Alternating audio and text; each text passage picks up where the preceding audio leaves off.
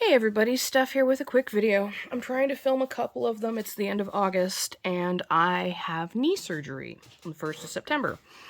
So I'm trying to get a couple done so I can put them up while I'm recovering from knee surgery and not able to come out in glass.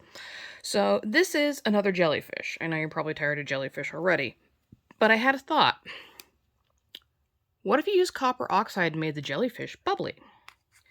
So I'm going to mix them up. I have just a tiny bit of copper oxide and a little bit of glass tack in a cup. I'm going to mix it up real quick. And I have all my pieces clean, pre-cut, so you don't have to wait and see me put them all together.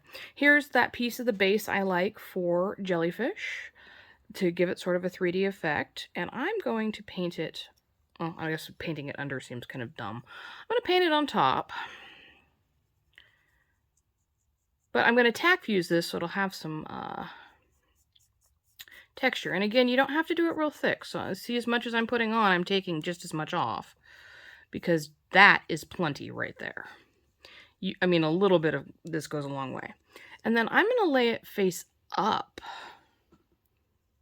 And set it down. There's some glass tack there to get it to hold in place. And then move that out of the way. I'm going to put this piece, which is the jellyfish body, they're not really fish, are they? On top, slide it all down where I like it. And actually, I think what I'm going to do, we'll see how this works out, because I don't know. I'm going to lift it up. I'm actually going to paint where it's not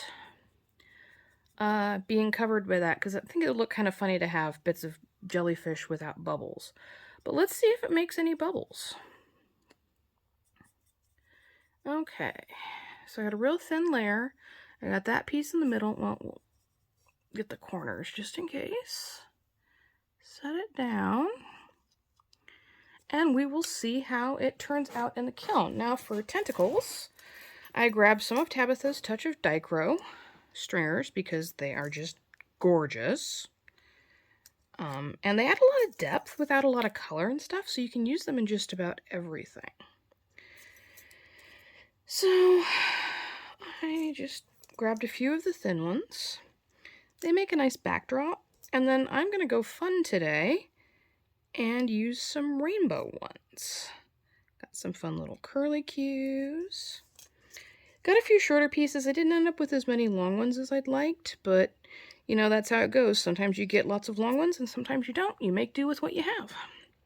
So there we go. No, I'm going to use the thin piece. I know that they taper, but this will actually fit under.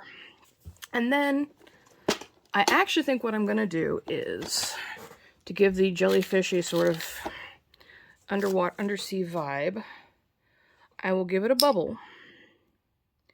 But I made some dots that have copper oxide in them, and I'm going to put a couple down here along with a couple of regular sized dots. I think that'll be fun. So here are some regular clear dots. Oh, just out of camera, of course. Here are some regular clear dots. I'm going to throw some of them on, but I'm going to throw a couple of bubbles on as well. Throw it in the kiln, and then I'm going to come back in the morning, which is right before my surgery, and film the after.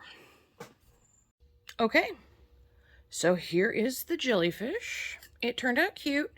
It's not as bubbly as I'd like, but you can see there's a lot of real fine bubbles. There's none here, which tells me that by the time I hit slump temperature, oh, there's tiny bubbles.